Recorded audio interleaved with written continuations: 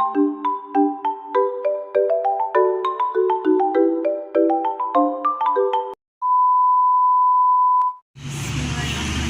Assalamualaikum warahmatullahi wabarakatuh.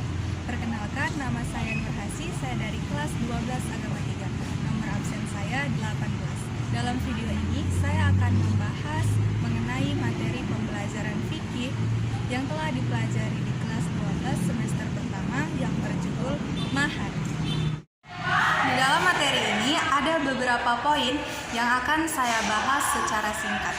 Baiklah, langsung saja kita masuk ke poin yang pertama, yaitu pengertian mahar.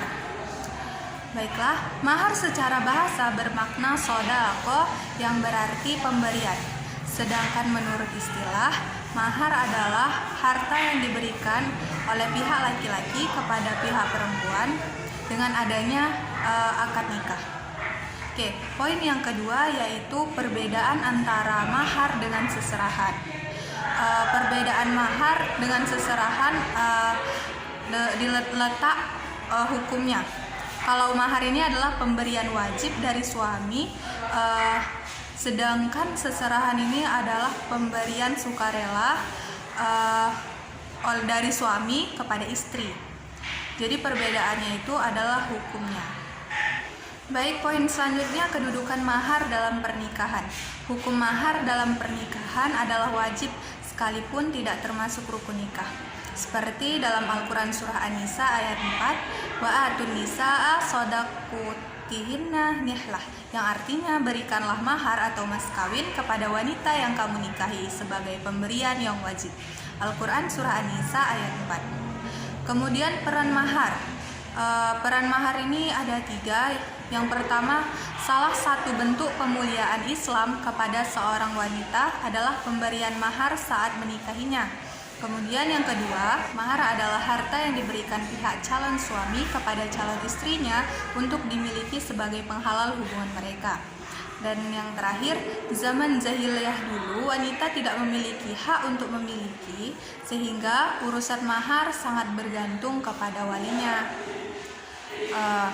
Kemudian Islam menjadikan mahar itu menjadi kewajiban kepada wanita dan bukan kepada ayahnya. Kita masuk ke poin selanjutnya, yaitu ukuran mahar. Mahar dapat berupa materi atau non-materi. Ukuran mahar disesuaikan dengan kemampuan suami. Tidak ada batasan minimal dan maksimal mahar.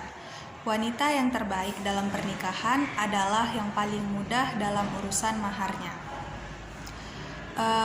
Sebaik-baik wanita perempuan adalah yang paling mudah mas kawinnya. Hadis riwayat Ibnu Hibban. Jumhur ulama secara garis besar sepakat bahwa mahar itu harus berupa sesuatu yang bisa digunakan untuk jual beli atau bisa dimanfaatkan.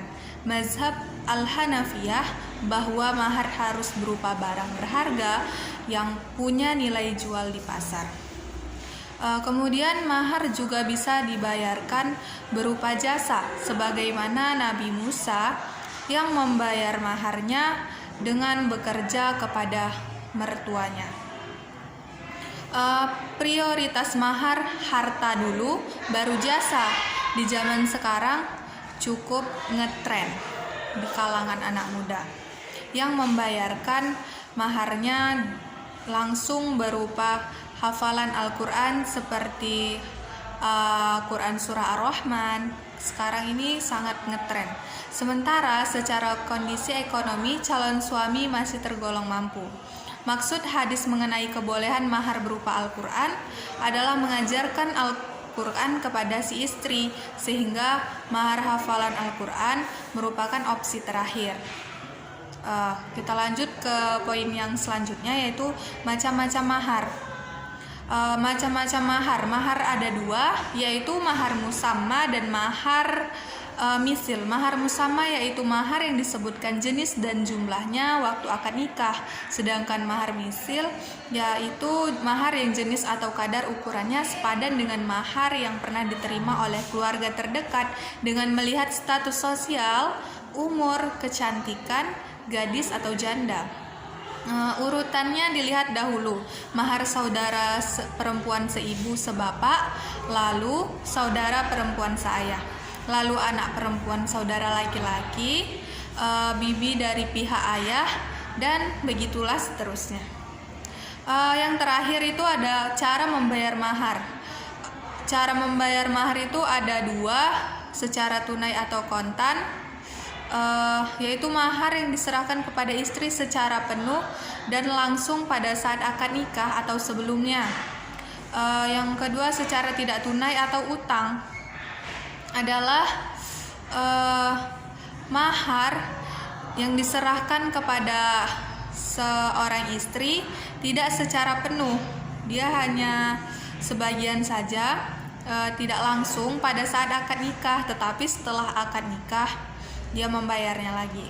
Jika pembayaran mahar secara tidak tunai atau dia hutang, maka wajib membayar seluruhnya apabila sudah dicampuri atau salah satu dari keduanya meninggal dunia.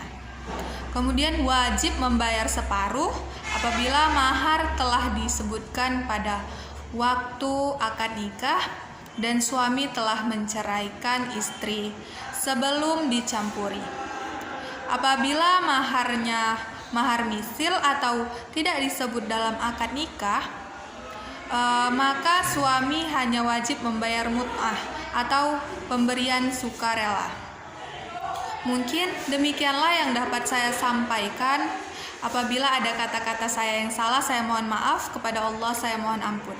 Billahi taufik wal hidayah. Assalamualaikum warahmatullahi wabarakatuh.